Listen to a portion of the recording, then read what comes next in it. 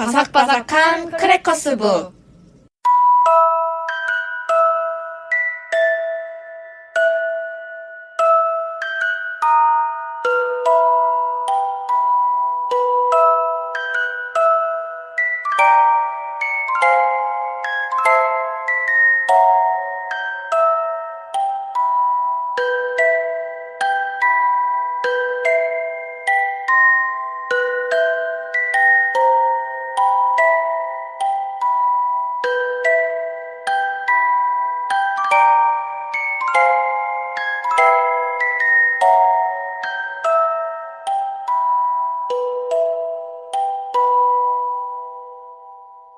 안녕하세요. 안녕하세요. 와, 저희가 1, 2부를 지나오는 동안 굉장히 많은 분들이 이야기를 해주셨는데 해리포터에 대해서 조금 더 다가가는 계기가 됐다라고 이야기해주시는 주변 분들이 많아서 정말 행복했어요. 네네. 마켓 같은 거 나갈 때마다 저희 해리포터 시리즈 해요 라고 할 때 반응이 정말 좋았거든요. 그렇죠. 다들 해리포터면 바로 들으러 가야지 이래서 되게 기뻤습니다. 맞습니다. 그러면 저희 오늘의 주제를 누군가 소개해 주실까요? 유튜버 기상호님을 모셨죠. 네. 진짜 반갑습니다. 네, 쉬운 남자 기상호입니다.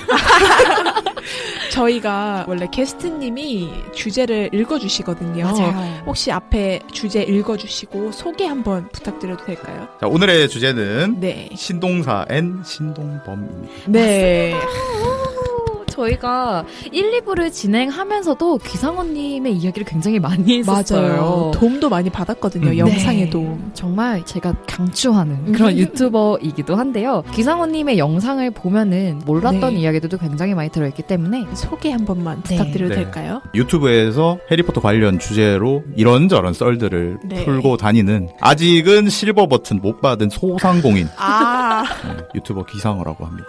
너무 반갑습니다. 반갑습니다. 소상공인. 소상공인. 아, 해리포터는 언제 처음 접하게 되신 거예요? 거의 한 초등학교 한 3학년? 아. 뭐 그 정도였, 그럼 나이대가 나오니까. 이미 나오신 것 같은데. 네, 뭐 아직 30대가 아니다. 네. 뭐 그 정도만. 그런데 한 초등학교 때 정도 아즈카반의 죄수 책으로 제일 먼저 접했어요. 부모님이 원래 이런 쪽 책 읽는 걸 어머니가 정말 좋아하시는데 어느 날 집에 갔더니 아즈카반의 죄수가 있었는데 그거를 읽었더니 아 너무 재밌다 해서 마법사의 돌부터 시작. 원래는 저는 반지의 제왕파였습니다. 좀 진지하고 진중한 걸 좋아해서 읽었다가 이 해리포터를 맛을 보자마자 빠져가지고 그쵸. 쫙 읽었다 이 말입니다. 그러면 혹시 그 해리포터 영상을 만드시는 게 직업이나 관련된 일화 같은 게 있어서 시작을 하셨는지 되게 궁금하거든요. 전혀 없고요. 평범한 회사원이고요. 직장 동료, 친구들 중에서도 아주 소수만 제가 유튜버란 걸 압니다.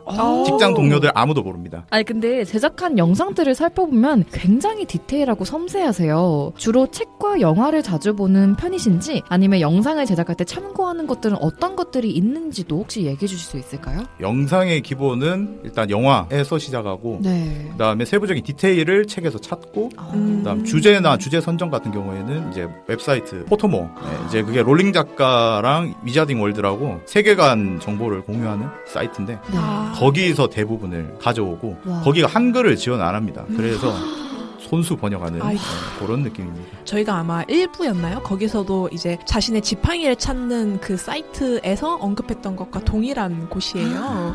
와, 영어로 다. 해리포터 덕분에 영어를 배웠기 때문에 너무 멋지십니다. 그러면 오늘의 41화 신동사 그리고 신동범 주제의 질문들을 하나씩 이어볼까요? 신동사는 해리포터 시리즈의 어떤 부분에 해당하는지 간략한 줄거리를 혹시 글지모 작가님이 이야기를 해주실 수 있을까요? 네, 신동사는 맨 마지막 편이었던 저주받은 아이들 다음에 나온 이제 시리즈인데요. 네. 시나리오로만 만들었고 소설책은 없고요. 2001년에 J.K. 롤링 작가가 뉴트 스캐맨더라는 가명으로 책을 내게 되었는데 이거를 발간하게 된 되게 이유가 재밌는 게 맨 처음에는 해리포터가 이거를 학교에서 배웠던 책이다 그런 이미지 마케팅이라고 해야 될까요? 그래서 해리포터의 이름이 써져 있는 걸로 첫 출판을 냈었다고 해요. 그러니까 이제 지금 책은 필요는 없지만 첫 출간본에는 이제 해리포터의 책을 저희가 읽는 것 같은 느낌이 들었겠죠. 그래서 여기 안에서는 마법사 세계에 등장하는 동물들이 살고 있는데 그거를 2016년도에 3부작이었지만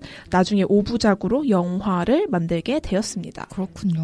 신동사를 저는 처음 봤을 때 정말 많은 동물들이 나오겠지? 이 생각을 하고 영화관에 네. 갔는데 혹시 기상호님 영화 보셨을 때 관심 있었던 그런 동물들이 있으세요? 저 같은 경우에는 이제 신동사 시리즈 첫 번째가 배경이 미국으로 네, 맞아요. 넘어가서 이제 뉴트가 미국을 오는 이유 자체가 썬더버드라는 이제 한국어로는 천둥새 그 친구를 미국에 있는 자기 고향으로 데려다 주려고 온 게 기본이거든요. 맞아요. 그쵸. 그래서 그 친구가 제일 기억에 남죠. 썬더버드. 천둥새. 썬더버드 굉장히 큰 역할을 하는 새이기도 하잖아요. 마지막 부분에 이건 스포가 될 수 있으니까 나중에 얘기 드리도록 하겠습니다. 그리고 우리나라에서는 외국과 달리 1편 제목에 부제가 달려있지 않거든요. 그냥 신비한 동물 사전이라고만 나왔는데 혹시 1편과 2편 제목에 숨겨진 이야기가 혹시 있을까요? 좀 복잡한 이야기라서. 네. 그러니까 1편 같은 경우에는 책 이름이 그대로 나왔거든요. 신비한 동물 사전. 근데 해외에서는 이렇게 안 부르고 판타스틱 비스트, Where to find them? 뭐 이런 Where 거였던 것 to 같은데? find them 아마 이었을 건데 그들을 찾을 수 있는 것들 직역하면 그런 느낌이었던 것 같은데 이거 자체를 최초에 한국어로 번역할 때 신비한 동물 사전이라고 초월 번역하다 보니까 국내에서는 꼬여버린 거죠. 네. 부제를 붙여줘야 되는데 최초의 번역을 이렇게 하다 보니까 꼬였고 교과서로만 생각하다 보니까 처음 영화를 그렇게 개봉을 해버렸고 네. 그 다음 2편을 개봉할 때는 콜론이 들어가면서 이거를 대명사화 시켜버렸어요. 판타스틱 비스트라는 거를. 그런데 국내에서는 요번에는 신비한 동물들과 라고 묶어버리니까 맞아요. 맞아요. 그래서 조금 복잡해져 버렸죠. 신비한 동물들이 주인공인 것처럼. 예를 들어서 해리포터 시리즈는 해리포터와 뭐뭐뭐 부제가 그쵸. 들어가는데 이 느낌 자체가 이제 신비한 동물 사전으로 롤링 작가의 느낌을 보내려고 했는데 국내에서는 그게 전달이 안 돼버린 거죠. 그래서 조금 어려워졌고 기본적으로. 그 다음에 담고 있는 의미 같은 경우에는 1편은 오프닝적인 성격이 세요. 뉴트 맞아요. 스캐맨더라는 인물에 대한 소개. 그 다음에 신비한 동물들이 이런 동물들을 이야기하는 거구나 네. 라고 소개 형식의 영화였다면 2편 같은 경우에는 그린델왈드라는 인물이 나오고 이제 전작과 연결된다라는 느낌도 주고 그래서 주제 자체가 신비한 동물 사전이라는 책보다는 인물 중심으로 가버린다는 느낌이 센 거죠. 그래서 살짝 우스갯소리로 신비한 인물 사전이라고 2편을 지었어야 되는 거 아니냐 그런 얘기가 있더라고요. 그러게요. 네. 그래서 동물들이 주가 아니다라는 거를 팬들은 알고 있어야 된다라는 거죠. 그쵸. 외국인들은 이미 알고 있는데 국내 사람들만 모르는 거죠. 그 감성을. 그러네요. 넘어오는 과정에서. 정말 근데 이렇게 설명을 듣고 나니까 제가 이해가 안 됐던 부분들도 살짝 네. 이해가 되고 있어요. 또 제 친구들도 이번엔 또 얼마나 귀여운 아이들이 나올까 그러면서 보러 갔다가 야 근데 이번엔 동물들이 많이 안 나왔어 이 얘기를 맞아. 제가 정말 많이 들었거든요. 그런 해석 같은 것도 굉장히 중요한 부분이네요. 그죠? 네. 꼭 필요한 얘기였어요. 신동사에 나오는 정말 몇 안 되지만 등장인물들의 이름 속의 의미들은 어떤 것들이 있을지 기상원님께 한 번 더 여쭤봐도 될까요? 누군가의 이름을 지을 때 생각을 많이 하시지 않아요? 주인공의 맞아요. 이름을 짓는다든지 할 때. 그런 과정에서 생각을 정말 많이 하게 되잖아요. 보통 아이의 이름을 지을 때도 그렇고 실제로. 맞아요. 그것처럼 롤링 작가 같은 경우에는 특히나 본인이 이제 고전학이랑 불문학을 전공을 했어요. 그래서 셰익스피어적 감성이라든지 그런 이 생각들을 많이 가지고 있어서 특히나 등장인물들 이름 속에 그 사람의 인생 자체를 담아버리는 경우도 꽤 많아요. 네네. 제 생각으로는. 그러니까 이거 같은 경우에는 해리포터 시리즈에서는 대부분이 맞아떨어지는데 신동사 시리즈에는 아직 해외에도 그렇고 국내에도 그렇고 이거를 번역해본 사람이 한 명도 없는 거예요. 그래서 저도 이거를 해보자라고 해서 영상을 만들었었고 그게 또 하다 보니까 맞아떨어지는 부분이 꽤 많아서 정말 재밌었어요. 영상 만들 때도. 제가 기상원님의 그 이름풀이 영상을 봤는데 너무 신기한 거예요. 그래서 저희가 질문으로 지금 한번 네네. 드려보려고. 그러면 지훈 작가님이 좋아하는 인물로 몇 개 얘기해 주실까요? 저는 일단 주인공인 뉴트 스캐맨더 너무 네. 궁금해요. 뉴트 스캐맨더 같은 경우에는 플레임이 우리는 뉴트라고 부르지만 뉴트가 아니고 원래 이름은 뉴턴입니다. 뉴턴, 아르테미스, 피도, 스캐맨더 이런 식으로 이제 플레임 좀 길어요. 네. 그래서 여기서 뉴턴 같은 경우에는 우리가 사과로 알고 있는 사과 떨어지는 만류인력의 법칙을 찾은 뉴턴이 아니고 실제로 실존 인물 중에 케임브리지 대학 교수분 중에 동물학을 연구하신 교수님 이름이 실제로 뉴턴이 있는 거예요. 와. 이거는 뭐 포토모어에 찾은 것도 아니고 혼자 진짜요? 검색해서 찾은 겁니다. 실존 인물 중에 동물학자의 이름이었고 아. 그 다음에 이제 아르테미스 같은 경우에는 그리스 로마 신화에 나오는 여신의 이름이에요. 네네. 여신이 맞는 분야 파트가 사냥하고 동물이거든요. 네. 여기서 맞아 떨어지는 거죠. 아르테미스. 우와. 그 다음에 피도 같은 경우에는 이탈리아어로 믿음과 신뢰라는 뜻이에요. 그래서 이제 뉴트의 성격이라든지 이런 걸 반영하고 있다라는 네. 느낌이고 와. 마지막이 스캐맨더인데 스캐맨더는 좀 팬들 사이에서도 이야기가 많은 게 그러니까 뉴트라는 단어 자체가 원래 도마뱀을 뜻하기도 하잖아요. 아, 네. 그래서 그 도마뱀의 은어다 불도마뱀을 이야기하는 살라멘더를 연상한다라는 이야기도 있고 제 생각은 단어를 잘라서 스캔하고 맨을 잘랐다. 그 다음 사람의 ER을 붙여서 네, 스캔, 네. 맨, ER 그러면 탐구하는 사람이다. 뭐 이런 의미가 되는 거죠. 어. 그렇게 풀이를 할 수 있어요. 되게 재밌는 풀인데요? 네. 그러니까요. 우와. 글지마 작가님이 그럼 이번에 한번? 그다음엔 저는 여자 주인공인 그 티나 골드스틴. 아, 네. 티나 골드스틴. 네. 맞아요. 풀네임은 이제 포펜티나. 아. 포펜티나. 그래서 포펜티나 에스더 골드스틴이에요. 어우. 포펜티나 같은 경우에는 그 셰익스피어의 네. 햄릿이라는 작품에서 그 포펜티나라는 단어가 고슴도치를 뜻하는 말이에요. 네. 그래서 영화를 보시면 그 티나의 성격 자체가 좀 모나 있고 사람을 밀어내는 성격이 강하거든요. 네. 그래서 고슴도치라는 단어를 썼을 것이다. 그 다음에 에스더 같은 경우에는 이게 세례명으로 유명해요. 에스더가. 성경에 나오는 고대 페르시아 왕비의 이름이에요. 왕비. 어. 그래서 이제 주인공의 아내가 될 것이다. 라는 추측. 오. 마지막 이제 골드스틴은 이제 금, 말 그대로 골드.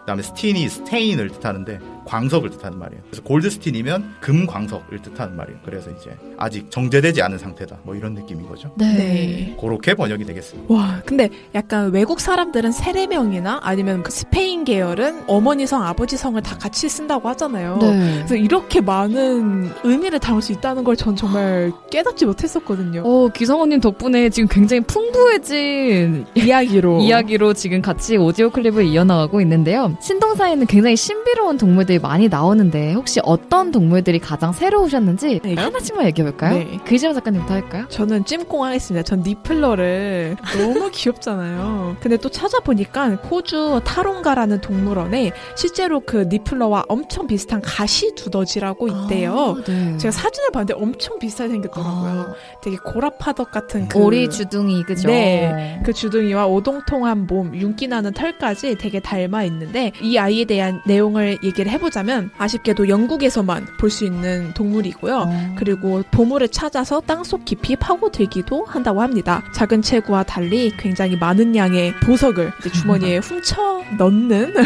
그런 습성을 지녔는데 보석을 든 마네킹처럼 가만히 서 있다가 뉴트한테 들키기도 하고 맞아요. 저는 어떤 사이트에서 니플러를 키우고 싶다라는 그런 사람이 있었는데 니플러랑 같이 있으면 부자가 될 것 같다. 훔쳐오는 게 하도 많으니까. 근데 그 옆에 댓글로 부자인 동시에 전과자가 될 수 있다. 이런 이야기도 같이 본 적이 있어요. 그 동시에 저희 집 걸 훔쳐서 어디 가져갈 수도 있죠.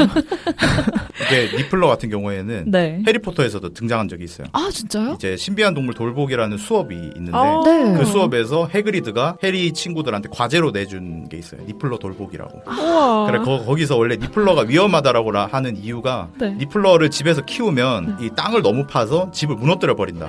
그래서 함부로 다룰 수가 없다라고 많이 이야기를 하는데 뉴트는 걔를 데리고 있는 게 신기한 거예요. 그러니까요. 그만큼 친화력이 좋다. 그 다음에 다루는 능력이 좋다라는. 지금 약간 해리포터 출판사분 모시고 대화하는 기분이에요. 조앤과 혹시 같이 작업하신 분은 아닐까. 그러니까요. 그렇다면 저희가 많은 질문들을 조금씩 더 드려봐야겠죠? 네. 그러면 다음 질문으로 넘어가 볼까요? 네. 네, 해리포터 시리즈의 한국 배우이신 수연님이 출연하시잖아요. 네, 맞아요. 그분이 이제 네기니라는 역할을 맡게 되었는데 그분의 비밀과 말레딕터스라는 저주가 얽혀 있는데 혹시 이거에 대해서 설명해 주실 수 있을까요? 네, 갈네긴이라는 역할은 우리가 해리포터 시리즈 중에서도 몇 번이나 만났던 대상이기도 했어요. 네. 볼드모트가 항상 같이 다니는 뱀이었는데 네. 죽지 않기 위해서 자신의 영혼 일부를 쪼개놓은 것을 호크룩스라고 저희가 부르고 있죠. 네. 호크룩스 네기니에게도 보관했기 때문에 볼드모트를 죽이려면 네기니도 죽여야 했죠. 말레딕터스에 대해서 제가 해리포터 위키의 서술을 찾아봤는데 말레딕터스란 태생부터 피에 저주가 서린 마녀를 일컫는 말이며 그 저주 저주는 그녀를 결국 완전한 동물로 바꾸어 버린다라고 되어 있었어요. 네. 그녀가 처음 등장했던 신비한 동물사전 1편에서는 아직까지 인간이었다가 뱀으로 변하는 모습을 보여주었기 때문에 자아를 갖고 있는 어느 정도의 모습을 보일 수 있었지만 언젠가는 완전히 짐승으로 변하고 많은 저주를 갖고 있다는 설정에서도 알 수 있듯이 조금은 슬픈 비극이 예상되는 그러한 캐릭터이기도 하죠. 네. 제가 매니저분과 같이 나오는 프로그램 있잖아요. 전참시라고 하나요? 네. 거기에 수연님이 나온 걸 봤는데 영화 캐스팅 당시에 어떤 주문을 받으셨냐면 사람이 뱀으로 변하는 연기를 해봐라 이런 얘기를 듣고 그 자리에서 연기하셨다고 들었거든요. 네. 말레디터스가 이제 단어적인 의미로 보면 그냥 저주받은 사람이라는 뜻이에요. 말리피센트라는 영화 보셨어요? 네, 네, 그게 알죠. 이제 말리피센트가 어디 나오냐면 잠자는 숲속의 공주 거기 나오는 마녀의 이름이 말리피센트인데 네. 그거랑 단어의 의미가 비슷해요. 말리피센트는 저주를 거는 사람이라는 뜻이고 말레디터스는 들은 사람이라는 뜻이에요. 딕터스가 입을 뜻하는 거라서 마음 아파. 네, 저주를 들은 사람이에요. 당한 네. 사람. 그래서 얘는 피해자라는 느낌이 강한 거죠. 말리피센트가 가하는 사람이라면 말레딕터스는 당한 사람이에요. 네, 그래서 좀 불쌍한 캐릭터인 거죠. 그러니까요. 그렇죠. 굉장히 말레디터스라는 이름 명칭에도 굉장히 많은 이야기들이 숨어 있었네요. 그렇네요. 너무 재밌는데요. 네.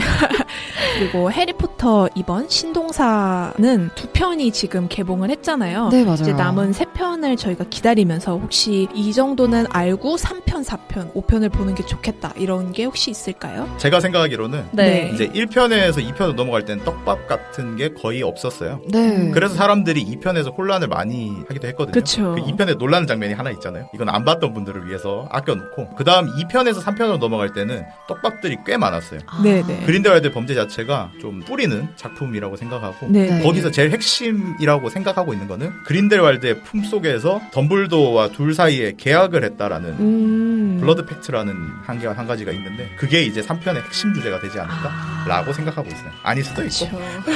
기성아님의 뇌피셜이군요. 네, 그러면 천천히 기다려보는 걸로 하고 저희는 42화 이제 해리포터 시리즈 중에 마지막인 편을 같이 다루게 될 텐데요. 네. 벌써 아쉽네요. 저희가 하지만 42화 마지막 해리포터 시리즈 편에서도 기성언님과 함께 할 예정이에요. 네. 지금 오늘의 방송도 들으시면 아시겠지만 굉장히 다양한 지식들을 갖고 계시기 때문에 네. 42화도 굉장히 재밌지 않을까라고 생각이 듭니다. 네, 그러면은 저희는 다음 화 마지막 해리포터 시리즈에서 만나 뵙겠습니다. 감사합니다. 감사합니다. 감사합니다.